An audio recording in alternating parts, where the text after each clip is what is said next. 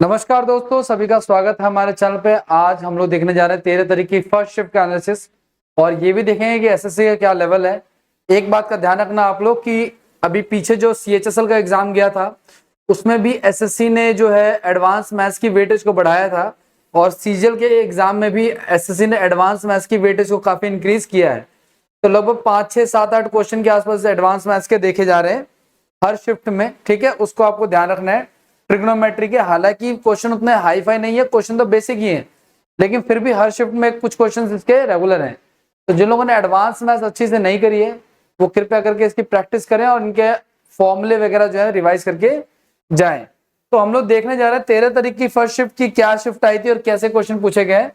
ठीक है, तो आइए देखते हैं और आगे के बारे में जानते हैं क्या होगा। पहला क्वेश्चन ये अलजेब्रा से आया हुआ हमारा क्वेश्चन की कंफर्मेशन में कर लेता हूं। a प्लस बी प्लस 17 है, ए स्क्वायर बी स्क्वायर 117 है, तो आपको बताना है क्या, आपको बताना है इसका मान।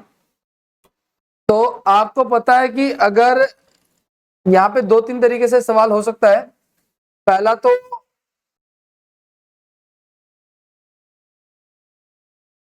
इसमें फॉर्मूला पुट करेंगे हम लोग एक तो, ठीक है।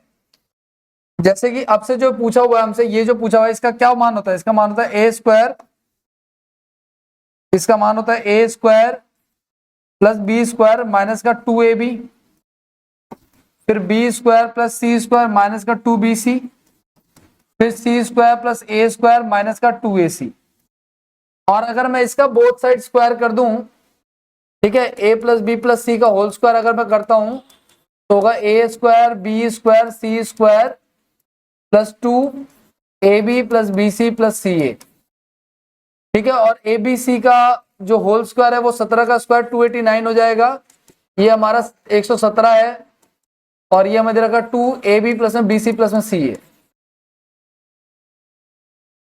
ये माइनस हो जाएगा तो 172 आ जाएगा।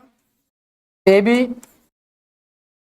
प्लस में bc प्लस में सी ए, तो ये कट जाएगा, इससे 2 8 16, 1 2 6 12, 86 आ गया हमारा। ए बी बी सी सी ए की वैल्यू कितनी आ गई हमारी, 86 आ गई। अब हमें क्या करना है, यहाँ पे ए स्क्वायर बी स्क्वायर, ये जो डबल डबल आ रहे हैं सारे सबको कॉमन ले लेना है 2। ठीक है, तो 2 कॉमन आएंगे तो अंदर बचेगा ए square b square c square, plus में और कॉमन ले लोगे आप लोग तो अंदर बचेगा ए बी प्लस में बी सी प्लस में सी ए।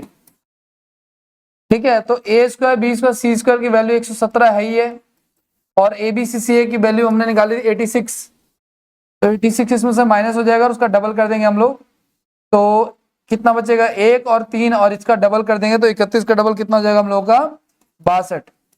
तो इसका आंसर आ जाएगा 62 आ जाएगा। ठीक है, तो पहला क्वेश्चन अलजेब्रा का बहुत ही शानदार सवाल, बहुत ही प्यारा सवाल है जो फॉर्मूला बेस्ड ही है। ठीक है, अगले क्वेश्चन की तरफ आते हैं। अगला क्वेश्चन क्या कह रहा है हम लोगों का, अगला क्वेश्चन ये है हम लोगों का कि ये मैंने कहा ना आपको ज्योमेट्री की वेटेज ज्यादा है, तो पिछले सवालों में तो टेंजेंट से रिलेटेड क्वेश्चन पूछे गए थे, लेकिन इसमें थोड़ा सा अलग हल्का सा डायग्राम चेंज कर दिया है और इसका क्वेश्चन पूछा हुआ हमसे। इसमें बताना है आपको कि बीसी का मान क्या होगा। ठीक है, बीसी का मान क्या होगा, तो केंद्रों के बीच की दूरी जो है ना, हमें इसमें शायद दे रखी है, आई थिंक, सॉरी, केंद्रों के बीच की दूरी बतानी है आपको, केंद्रों के बीच की दूरी बतानी है आपको और दोनों की रेडियस हमें दे रखी है। तो हम इसको कई तरीके से कर सकते हैं। ठीक है, अगर मान के चलिए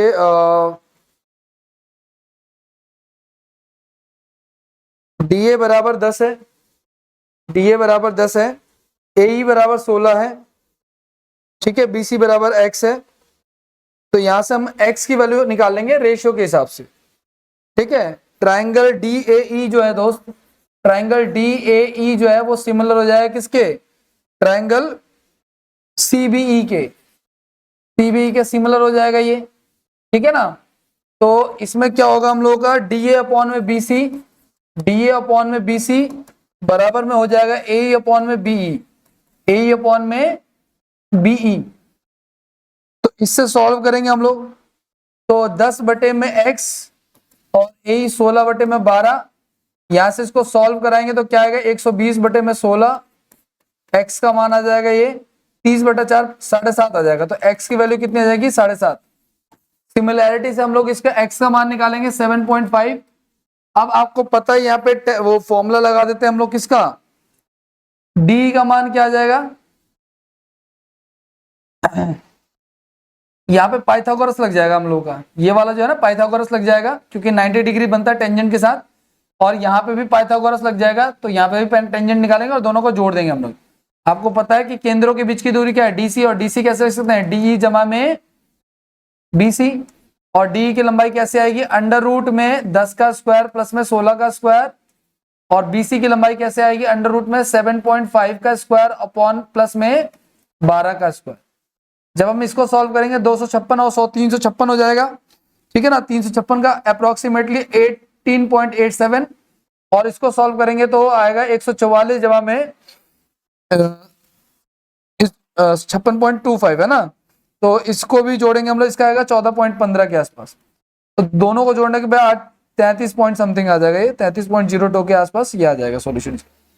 ठीक है, तो दोनों के केंद्रों के बीच की दूरी, देखो इसमें कोई भी टेंजेंट जब रेडियस के साथ टच होती है तो 90 डिग्री का कोण बनाती है, 90 डिग्री का समकोण होता है, और समकोण के सामने वाला कर्ण होता है, तो हम यहाँ पे पाइथागोरस ट्रिपलेट का इस्तेमाल करके इसको निकाल सकते हैं। अगले क्वेश्चन की तरफ आते हैं दोस्त। अगला क्वेश्चन क्या कह रहा है हम लोगों का, ये समद्विबाहु समलम ट्रेपेजियम है गाइस, ठीक है, तो आइसोसेलेस ट्रेपेजियम है ये, और इसमें हमें सारी चीजें दे रखी हैं, ए परपेंडिकुलर डी है, ये सारी भुजाएं दे रखी हैं, तो आपको पता है यहाँ पे ट्रिपलेट लगाऊंगा तो ये 3 हो जाएगा, और बाकी के डिस्टेंस हम लोग निकाल लेंगे इसमें, है ना। आपको पता है कि अगर ये 3 है तो ये भी 3 है, तो ये 3 3 6, तो ये कितना 6 हो गया, तो ये कितना बच गया हमारे पास, 4 बच गया। अब इसने हमसे कहा है क्या कि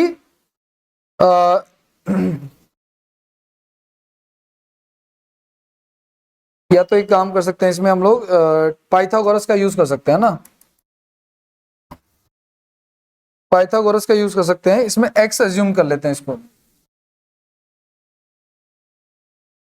तो x का मान यहां से ट्रिपलेट से 3 आ जाएगा, ठीक है, और यहां से भी ट्रिपलेट से 3 आ जाएगा, और ये 10 हो गया, तो ये कंप्लीट मान कितना हो जाएगा हम लोगों का 16। तो आपको पता है कि इसका एरिया निकालने के लिए क्या होता है, एरिया निकालने के लिए होता है 1/2 समांतर भुजाओं का योग, समांतर भुजाओं का योग गुणा में ऊंचाई, तो 1/2 समांतर भुजाएं 10 और 16 हो जाएंगी, और ऊंचाई हो जाएगा 4, ये से कट गया 16 10 26, 26 का डबल कर लेंगे यानी कि 52, इसका एरिया कितना आ जाएगा 52 सेंटीमीटर स्क्वायर आ जाएगा, जो ये ट्रेपेजियम का क्वेश्चन है, बहुत ही शानदार क्वेश्चन पूछा हुआ है।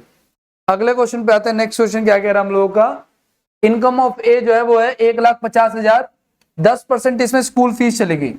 अब आप देखना आप लोग, ए की जो इनकम है वो है 1,50,000 रुपए, 10% स्कूल फीस चली गई है, तो स्कूल फीस अगर चली गई यानी 15,000 चलेगा इसमें स्कूल फीस में, तो बचे कितने 1,35,000 रुपए बच गए। सेविंग मान लेते हैं 1 मिनट के लिए इसी को, और 3% जो है वो इसकी इनकम जो है बढ़ जाती है 3%, यानी 4500 रुपए बढ़ जाती है, तो हो गया 154500। अब नई इनकम ये है 1,54,500, और जो स्कूल फीस है वो 5% बढ़ जाती है, यानी 750 रुपए, यानी 15,750 रुपए। तो इनका डिफरेंस क्या आ जाएगा हमारा, सेविंग आ जाएगा, और फिर सेविंग देखेंगे कितना बढ़ रहा है हम लोगों का, तो 15,750 रुपए अगर मैं माइनस करता हूं तो आएगा 0 5, 14 में से 7 गया 7 बच गया, ये हो गया 3, तो 13 में से 5 गया तो 8 बच गया, 4 में से 1 गया तो 3 बच गया, तो 1,38,750 रुपए। पहले इनकम सेविंग ये थी, अब ये सेविंग है, तो कितने ही सेविंग बढ़ गई हमारी, 3,750 रुपए सेविंग बढ़ गई, कितने पे 1,35,000 रुपए पे। तो देखेंगे सेविंग का परसेंटेज कितना चेंज हुआ, तो 3 0 से 3 0 कैंसिल, कट रहा है शायद ये 5 से कट रहा है, 5 दूनी 10, 5 से तो 35, 5 से तो 35, 55 25, तो 27 2 पॉइंट समथिंग आ जाएगा, ये 27 दूनी 14 2.8 समथिंग के आसपास आ जाएगा, ठीक है, change in percentage of savings, ठीक है। अच्छा, इसने रुपए में पूछा हुआ है, तो रुपए में तो फिर हमारा 3,750 ही आंसर आ गया दोस्तों। इसने प्रतिशत में नहीं पूछा, इसने रुपए में सवाल को पूछा हुआ है, मुझे लगा कि परसेंटेज में पूछा तो परसेंटेज निकालेंगे, अदरवाइज रुपए में निकालेंगे। अगले क्वेश्चन पे आते हैं। नेक्स्ट क्वेश्चन क्या कह रहा है हम लोगों का, एक कार्य को 8 पुरुष 12 दिनों में कर रहे हैं। 8 पुरुष जो है किसी काम को 12 दिन में कर रहे हैं, ठीक है। तो 12 96 काम होना जाना चाहिए मेरे हिसाब से, है ना। 6 दिनों बाद क्या हुआ, मतलब कि 96 वर्क होना चाहिए। अब ये 8 पुरुष जो है उन्होंने 6 दिन तक काम किया है, यानी 48 काम हो गया है, और काम कितना बच गया हमारे पर, रिमेनिंग 48 बच गया है। अब काम को सही समय पर पूरा करना है, यानी कि कितने दिन में, 6 दिन में पूरा करना है। तो कितने और, 4 पुरुष अगर और लगा देते हैं, अच्छा, अगर 4 पुरुष और लगा दे, मतलब अब आगे पुरुष कितने हो गए हमारे पास, 12। तो 4 पुरुष और लगा दोगे तो कितना हो जाएगा, ये 12 हो जाएगा। तो 12 की टेबल में 48 कितने पे आता है हमारा, यहाँ से डेज आ जाएंगे, तो 12 चौक 48, यानी कि 4 दिन में काम पूरा हो जाएगा। कहने का तो ये है कि जो काम 12 दिनों में पूरा हो रहा है वो मात्र 10 दिनों में पूरा हो जाएगा। 2 दिन जो है वो ओवरऑल कम हो जाएंगे, ठीक है। तो इस क्वेश्चन का आंसर क्या होगा हमारा,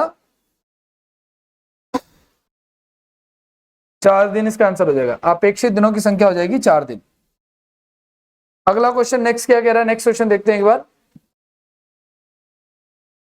विच नंबर इज डिविजिबल बाय 33, ऐसा कौन सा नंबर जो 33 से होगा। तो आपको पता है कि दोस्त 33 से होने के लिए क्या होना चाहिए, 11 से और 3 का फैक्टर होना चाहिए, और 3 की कंडीशन संख्याओं का योग। तो 8 5 13 2 15 ये हो सकता है 3 से, ये 9 हो जाएगा, ये भी 9 हो जाएगा, ये 7 6 13 14 ये नहीं हो सकता, 7 2 9 ये भी नहीं हो सकता, 7 2 9 ये हो सकता है। अब 11 की कंडीशन देख लेते हैं, तो एक छोड़ करके एक, 2 हो गया और 13 हो गया, ये 11 से हो जाएगा, ठीक है। इसके अलावा ये हो गया हमारा 6 और एक 7 और 11, तो ये नहीं हो सकता है, 11 से नहीं हो सकता है। तो एक ही ऑप्शन बचता है हमारे पास, कौन सा, 25,080, जो कि किससे डिविजिबल है, जो कि 33 से डिविजिबल है, ठीक है। तो देखो नंबर सिस्टम का जो क्वेश्चन है ना डिविजिबिलिटी का, वो डे 1 से ही पूछा जा रहा है, जो 9 तारीख की शिफ्ट है तभी से ये सवाल पूछा जा रहा है। अगले सवाल पे आते हैं। नेक्स्ट क्वेश्चन क्या कह रहा है, ये क्वेश्चन सिमिलरिटी का एक तरह से पूछ लिया गया, बहुत ही आसान है। देखो इसके बीच में लाइन खींची है ऐसे, और ये इसका हाफ है, तो ऑब्वियस बात है ये पूरे का क्या होगा, ये हाफ होगा, आधा डिवाइड कर रहा है, यानी ये पूरा कितना हो जाएगा हम लोगों का, पूरा हो जाएगा हम लोगों का कितना, 6 और 4, ठीक है। तो इसका क्या आंसर होगा हम लोगों का, इसका आंसर 4 हो जाएगा। इस हमसे ए बी की लंबाई पूछी, तो ए बी की लंबाई क्या होगी, 4 होगी। अगर हमसे ए डी की लंबाई पूछता तो 4 + 4 वो कितना आंसर होता, 8 आंसर होता। अगर ये हाफ कर रहा है तो इसको भी हम हाफ का हाफ में डिवाइड कर देंगे, ठीक है। तो ये फुल का हाफ है, तो ये हाफ 4 बच जाएगा हमारे पास। अगले क्वेश्चन की तरफ आते हैं। नेक्स्ट, ये क्वेश्चन मैंने आपको कल की शिफ्ट में भी कराया था, 12 तारीख की शिफ्ट में भी ये क्वेश्चन आया था, लेकिन वहां पे साइन था और इस बार क्या है, कॉस है। तरीका मैंने आपको कल भी बता दिया था कि इसका रैशनलाइजेशन करते हैं ना, हर परिमीकरण करते हैं, मतलब कि नीचे वाले जो ये लिखे हुए हैं इनका निशान बदल के जो इनको क्रॉस कराया जाता है, ठीक है। इसका आंसर आप लोगों को याद रखना है, इसका आंसर 2 cosec थीटा होगा। अब देखो इसको 2 तरीके हैं, या तो आप इसको डिस्क्रिप्टिव करो, या इसके जो भी ट्रिक्स पढ़ाए गए हैं वो आप इसको ध्यान रखो कि इस तरह के क्वेश्चन हमेशा पैटर्न में फिक्स रहते हैं, कभी साइन आ जाता है, कभी कॉस आ जाता है। आप पहले इसका रेशनलाइजेशन करोगे, फिर इसका करोगे, अलग अलग दोनों का फिर सॉल्व करोगे, या कोई एंगल एज्यूम करके भी आप कर सकते हो कि एंगल आपने 30 डिग्री माना, वैल्यू रख के आपने सॉल्व किया। अगले क्वेश्चन पे आते हैं। नेक्स्ट क्वेश्चन क्या कह रहे हैं हम लोगों का, नेक्स्ट क्वेश्चन है किसी संख्या को 119 से भाग देने पर 13 शेषफल आता है। किसी संख्या को 119 से भाग दिया तो कितना शेषफल आया, 13 शेषफल आया। कह रहा है उस संख्या को 17 से भाग देंगे तो क्या शेषफल आएगा। आप क्या करो, आप 17 को 13 से भाग दे दो,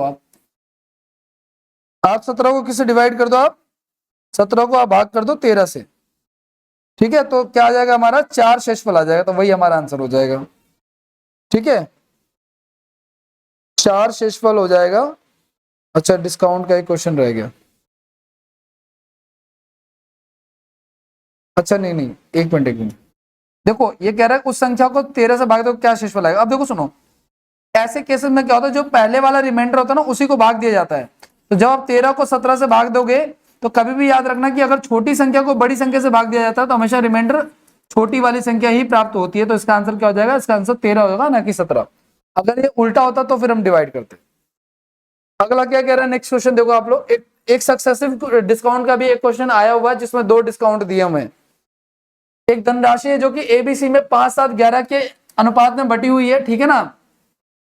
बी को ए से 1500 रुपए अधिक मिलते हैं। देखो ये ए है, ये बी है, ये सी है। बी को ए से 1500 अधिक मिल रहा है, मेरे हिसाब से 2 यूनिट अधिक मिल रहा है, वो कह रहा है 1500, यानी एक रेशियो का मान कितना है, एक रेशियो का मान है 750। अब हमसे पूछा है क्या, हमसे पूछा है बी का हिस्सा, तो 750 को हम किससे गुना कराएंगे, 7 से गुना कराएंगे, तो 7 पंजे 35 का 5 3 हो गया 49 और 3 5250 रुपए बी की इनकम हो जाएगी। बी का इन्वेस्टेड अमाउंट कितना हो जाएगा, 5250 रुपए हो जाएगा। ठीक है, अगला क्वेश्चन देखो, एवरेज से आया हुआ है, एवरेज का भी क्वेश्चन हर शिफ्ट में लगभग पूछा जा रहा है। ठीक है, 5 विषयों में एक छात्र का औसत अंक जो है 77 है, एक विषय में 15 अंक बढ़े हैं तो औसत बताना है।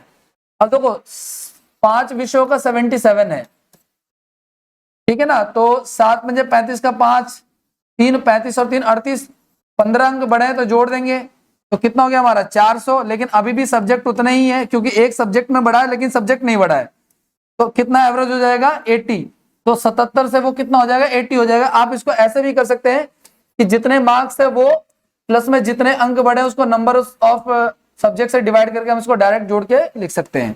ठीक है, अलग से करने की आवश्यकता इसको नहीं है। अगले सवाल की तरफ चलते हैं दोस्तों, अगला सवाल क्या कह रहा है, ट्रेन का क्वेश्चन है दोस्तों। अगला कह रहा है एक ट्रेन जो है वो 400 मीटर और 235 मीटर लंबे दो पुलों को 100 सेकंड और 60 सेकंड पार करते हैं, ट्रेन की लंबाई बतानी है। अब देखो सुनो, अगर एक ट्रेन दो ऐसे ऑब्जेक्ट को पार कर रही है जिनकी लंबाई है, तो उनकी लंबाई का डिफरेंस ले लेंगे, कितने का आ जाएगा हमारा 165 का डिफरेंस आ जाएगा, और उनका टाइम डिफरेंस ले लेंगे तो ये ट्रेन की चाल आ गई, ट्रेन की चाल कितनी आ गई 165/40 मीटर पर सेकेंड। अब देखो ट्रेन की लंबाई जो है, अगर पहले केस में 400 लेते हैं हम लोग, तो डिस्टेंस बराबर क्या होता है स्पीड इनटू में टाइम, स्पीड हमारा क्या हो जाएगा 165/40, और कितना सेकंड ले रहा है 100 सेकंड ले रहा है। इसको सॉल्व करेंगे हम लोग, तो ये से कट गया हमारा 2 दूनी 4 हो गया, 2 पंजे 10 हो गया, ये डेसिमल में आ जाएगा कुछ कुछ। वैसे उन्होंने ट्रेन की लंबाई का दुगना पूछा हुआ है एक्चुअली, तो कोई बात नहीं, इसको सॉल्व कर लेते हैं। 25 का 5 80, 2 82 हो गया, और उसको 2 से डिवाइड कर देंगे, तो ये आ गया हमारा 2 चौक 8, 2 एकम 2, 2 दूनी 4, 412.5, और उसमें से 400 माइनस कर देंगे हम लोग। ठीक है, तो कितना आएगा 12.5 आ जाएगा। ठीक है, 12.5 आ जाएगा। और हमसे पूछा हुआ है क्या, हमसे पूछा हुआ है ट्रेन की लंबाई। देखो ये ट्रेन की लंबाई आ गई 12.5, अब इसकी लंबाई को अगर दुगुना करेंगे तो कितने मीटर की ट्रेन हो जाएगी, ये 25 मीटर की ट्रेन हो जाएगी। देखो जो डाटा दिया है उसके आधार पर तो यही आंसर होगा इसका। अगर ट्रेन 12.5 की है तो उसका डबल करने में 25 इसका आंसर आएगा, जो कि ऑप्शन में है। ठीक है ना, हालांकि इससे मैटर नहीं करता कि ट्रेन कितनी लंबी है, नहीं, रियलिटी से कोई मतलब नहीं है, जैसा डाटा दिया उस हिसाब से आंसर आएगा। अब देखो क्या कह रहा है, एक वस्तु का एमआरपी इतना है, पहले इसको डिस्काउंट दिया फिर प्रॉफिट हो रहा है। तो मैंने कहा आपको ये डे 1 ये क्वेश्चन आया था, एमआरपी और सीपी का रेशियो निकाल लोगे आप लोग, डिस्काउंट को माइनस कर दो, डिस्काउंट 20 का है तो 80 हो गया, और प्रॉफिट को जोड़ दो तो सीधे सीधे आ जाएगा आपका रेशियो। ठीक है, ये कटने पे क्या हो जाएगा, नीचे हो जाएगा 16 और ऊपर हो जाएगा 25। अब हमें एमआरपी की वैल्यू दे रखी है 400, तो एमआरपी की वैल्यू अगर 400 तो ये कितना गुना इसका, ये 16 गुना है। ठीक है, तो इसका 16 गुना कर देंगे तो 16 का स्क्वायर कितना होता है 256। ठीक है ना, तो 256 रुपए क्या हो जाएगा, वस्तु का क्रय मूल्य हो जाएगा 256 रुपए। ठीक है, अगला क्वेश्चन देखो आप लोग, अगला क्वेश्चन सिंप्लीफिकेशन का है, अलजेब्रा बेस्ड फॉर्मूला बेस्ड है ये भी। ठीक है, इसमें फॉर्मूला बन रहा है, ऊपर देखो 375 को अगर हम a मान लेते हैं और इसको मान लेते हैं b, ये हो गया a square plus b square minus का ab, और नीचे हो गया दोस्त a की क्यूब प्लस में b की क्यूब। अब नीचे वाली जो वैल्यू है आपको पता है, इसको क्या लिख सकते हैं हम लोग, a plus b, a square plus b square minus का ए बी, और ऊपर लिखा है a square plus b square minus का ए बी। ये ए बी से ए बी कट गया तो 1 में a प्लस बी हो गया। ठीक है, तो a प्लस बी को अगर हम जोड़ेंगे 375 और 125 तो क्या हो जाएगा 1/500 हमारा आंसर हो जाएगा। ठीक है, तो यही इसका उत्तर होगा 1/500। अगले क्वेश्चन की तरफ चलते हैं। अगला क्वेश्चन क्या कह रहा है, टाइम जो है 2 है, रेट जो है 10% है, तो SICI का डिफरेंस इतना है तो बताना आपको। देखो आपको पता है कि SICI का डिफरेंस अगर आपको निकालना है ना, तो प्रिंसिपल बराबर होता है डिफरेंस 100/r और 100/r। आप फॉर्मूले से निकाल सकते हो, कोई दिक्कत वाली बात नहीं है। तो 464 डिफरेंस दे रखा है, 100/r हो जाएगा और 100/r हो जाएगा। ठीक है, 20 से 20 कट गया, तो यही हमारा प्रिंसिपल हो जाएगा 46400। ठीक है, 46,400 रुपए क्या हो जाएगा, धनराशि हो जाएगी जो SICI है। 2 वर्षों के SICI का अंतर 464 रुपए है, रेट ये है, टाइम ये है, तो आपको प्रिंसिपल बताना है। दोनों का प्रिंसिपल सेम ही रहेगा। अगले क्वेश्चन की तरफ आते हैं। एमआरपी इतना है, डिस्काउंट इतना है, प्रॉफिट इतना है। तो अभी देखो जस्ट मैंने आपको बताया आपको कि अगर आपको एमआरपी और सीपी का डायरेक्ट रेशियो निकालना है तो जो डिस्काउंट दिया वो आप माइनस करके लिख दो, 85 आ जाएगा। प्रॉफिट दिया तो आप जोड़ के लिख दो। और ये 17 की टेबल से कट रहे हैं 5 पे और 9 पे। अब हमें सवाल में दे रखा है क्या, हमें सवाल में दे रखा है 840 रुपए। तो ये कितना हो जाएगा, 840 बटे में 9 हो जाएगा, गुणा में कर देंगे 5 अगर नहीं कटता है तो। ठीक है, तो इसका आंसर जो हो जाएगा वो लगभग लगभग क्या हो जाएगा, 119, 17 सत्ते होता है दोस्त। ठीक है, 7 हो जाएगा यहाँ पे, 17 सत्ते 119 होता है। तो 12 100 तो 120 इंटू में 5, 600 रुपए आ जाएगा राउंड फिगर में आंसर, कोई दिक्कत नहीं। ठीक है, 600 रुपए आ जाएगा हमारा राउंड फिगर में आंसर आ जाएगा। ठीक है, तो ये क्वेश्चन है। अगले क्वेश्चन की तरफ बढ़ते हैं। नेक्स्ट क्वेश्चन क्या कह रहा है, इतने ही क्वेश्चन थे ये, हाँ इतने ही क्वेश्चन अवेलेबल है। देखो जितना भी डाटा मिला वो सारे उसके आधार पे जो मैंने क्वेश्चन कराए ये सारे क्वेश्चन थे। कुछ क्वेश्चन डीआई के भी थे जो डाटा बेस्ड नहीं पूछे हुए थे, लेकिन अब ऐसा है ना कि आगे के क्वेश्चन भी एनालिसिस करेंगे। आप लोग देखो इसी पैटर्न पे आप लोग प्रैक्टिस करो ताकि आपको आगे की हेल्प हो सके। ठीक है, thank you so much for watching this video. Video पसंद आया तो वीडियो को लाइक जरूर करें। Thank you so much for watching this, thank you.